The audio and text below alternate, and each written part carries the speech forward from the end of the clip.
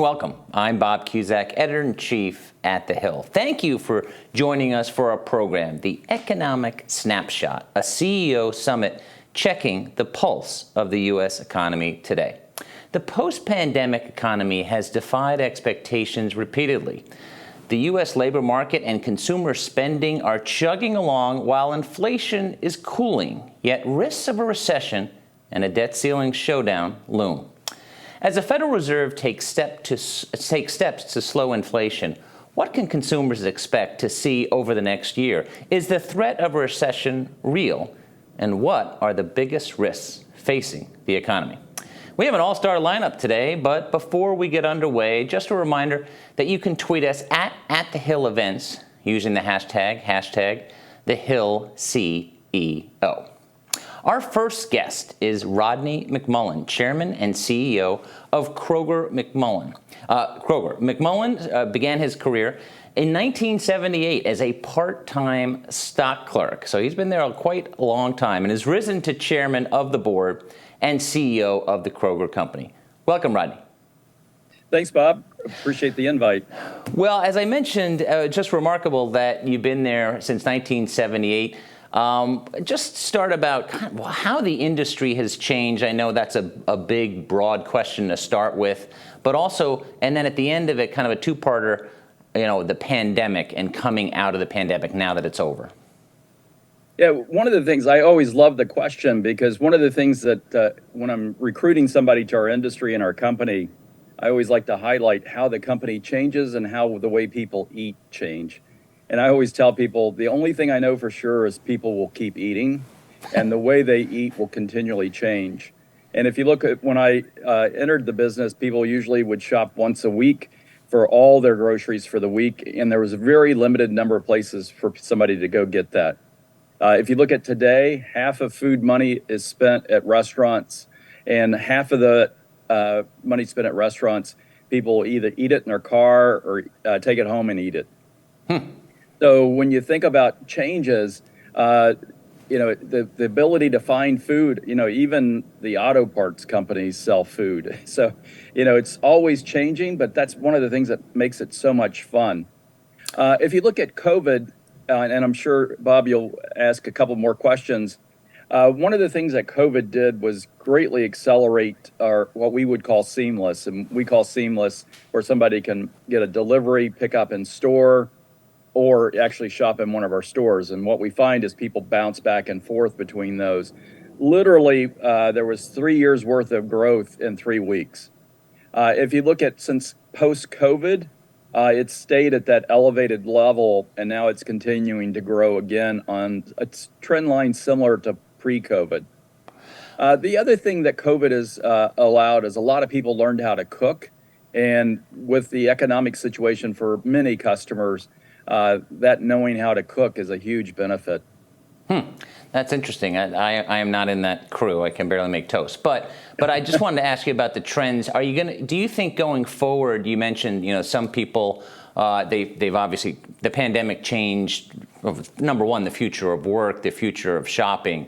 But as far as specifically, you mentioned some people still, they're ordering and then they're picking it up as opposed to going into the store now. Do you think that's changing? I mean, you're seeing obviously fewer masks and people wanting to get out there. Or do you think that shopping for groceries has changed forever?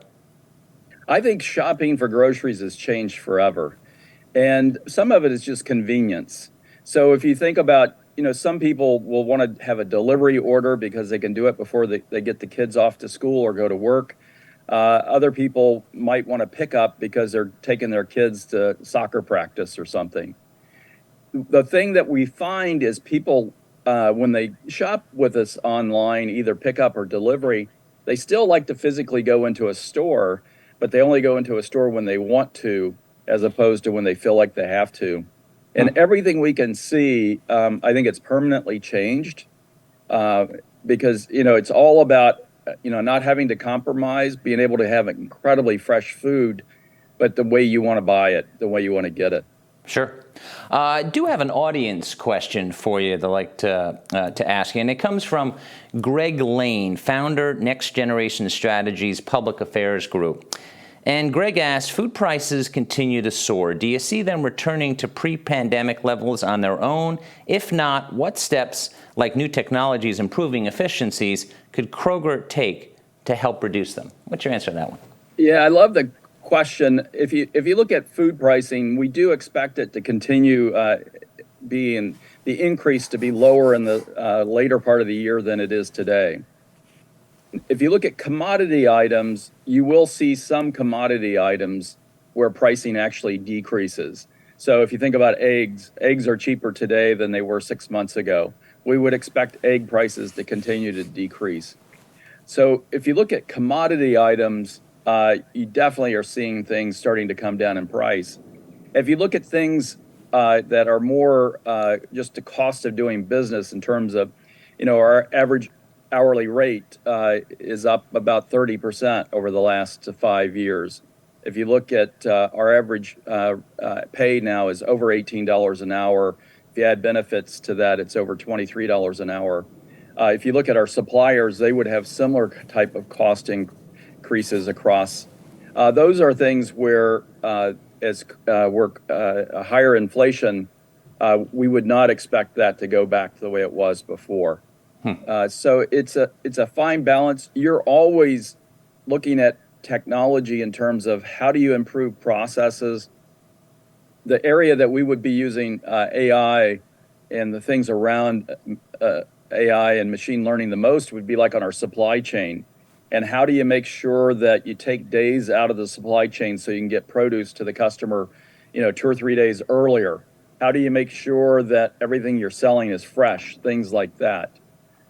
So technology is as much driven in terms of supporting freshness and how to making sure customers have fresher product as in some cases, improving to take costs out.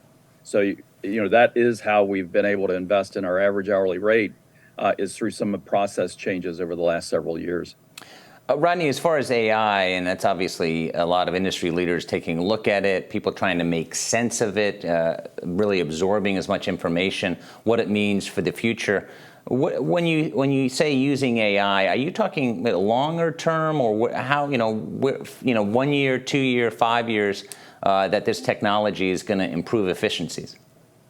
Yeah, we're actually using it today in test examples. So if you look at what's called a 2D code, we're able to make sure that something that we sell to the customer has at least 5 days of freshness left on it when they buy it.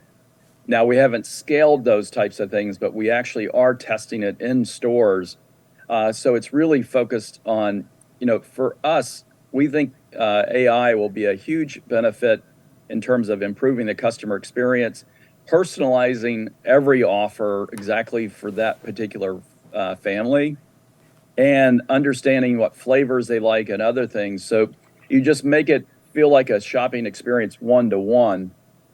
So for us, it's more about, how do we help our associates be able to do their job easier, and how do we make the customer's experience be more positive, more fun. You mentioned higher wages and the nation's unemployment rate very low. That's great news in some respects. My kids are going to be heading out to the workforce over the next 5 to 7 years, and that's a good sign. However, whether it's journalism or banking, I imagine your industry, it's harder to find talent. How are you dealing with those workforce challenges? Yeah, for us, one of the things that at Kroger, what we find is we always talk about come for a job and discover a career.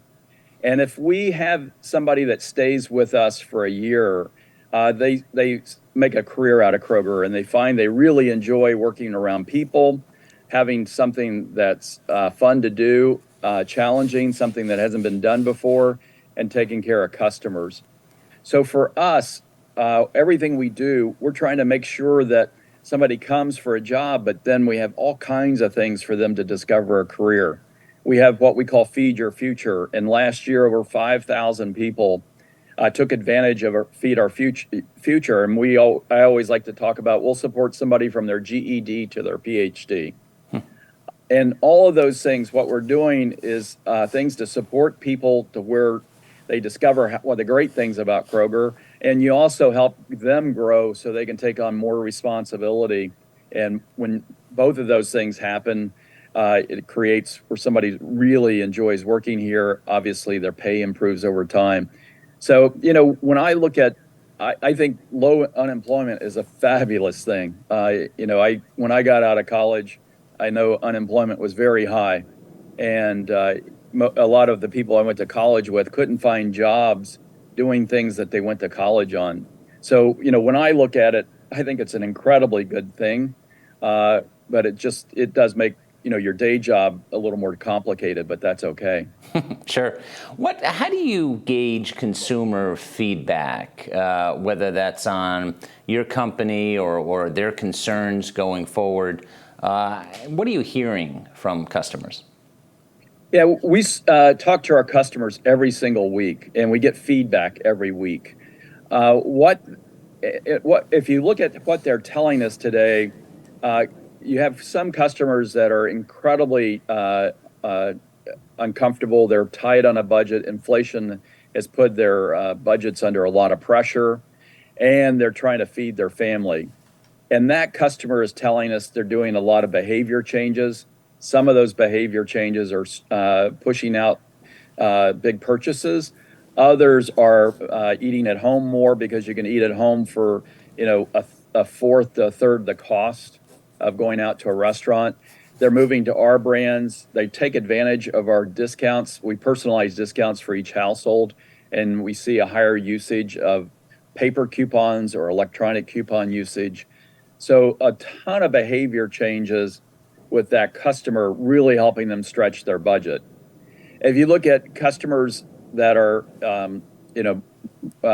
we would call them customers that aren't, less price sensitive. Mm-hmm. That customer continues to behave just like during COVID and pre-COVID, where you see them continuing to buy wine that they want, continuing to engage in Starbucks, things like that. So we're probably seeing more difference among customers than we've seen in a long time.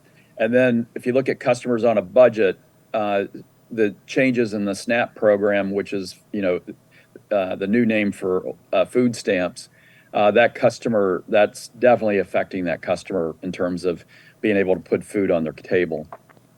Just general viewpoints. I know you talked a little bit before about inflation. I mean, do you think we're on the right track? Are you optimistic? Most of the country is not optimistic about the economy. Certainly, well more than half think we're either going into recession or are in a recession right now. What are you seeing in the data?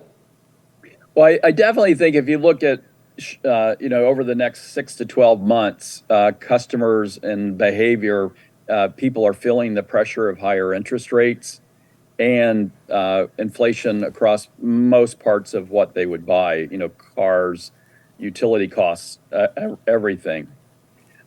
I'm always an optimist. So if you go out 5 or 10 years, I always think America will turn out great. It's just not very smooth always getting there. And I'm incredibly optimistic long term. But if you look at over the next 6 to 12 months, I definitely think customers continue to feel the pressure on their own household. You mentioned at the top of the interview that people have to eat, but what they eat has changed over the years and decades that you've been with the company. Are we eating healthier? Obviously, obesity is a major concern in this country. Yeah, it's. I love the question. Yeah, if you look, natural organics, people are definitely eating better from that regard. If you look at snacking, people snack more than they used to. Some people snack in place of a meal, but others snack in between a meal. And, the thing that I'm optimistic about is I think technology will allow people to figure out things they like eating that's healthier for them and easier. Over time, I think that's good. But, I'm like you, I worry about obesity a lot. If you look at medical costs in the U.S., about half of medical costs would be affected if people ate differently. If you look at people that live in neighborhoods that are low in terms of fresh food offerings and things like that, you would see a higher rate of diabetes, for an example. So it's a huge concern. It's something that is incredibly important to us, and we're partnering with the Rockefeller Foundation, the American Heart Association, to try to be a partner in doing our part to help people eat healthier. It's certainly a great cause. Rodney, we're out of time. I want to thank you for joining us. Rodney McMullen, Chairman and CEO of Kroger. Thanks for joining us. Thanks, Bob.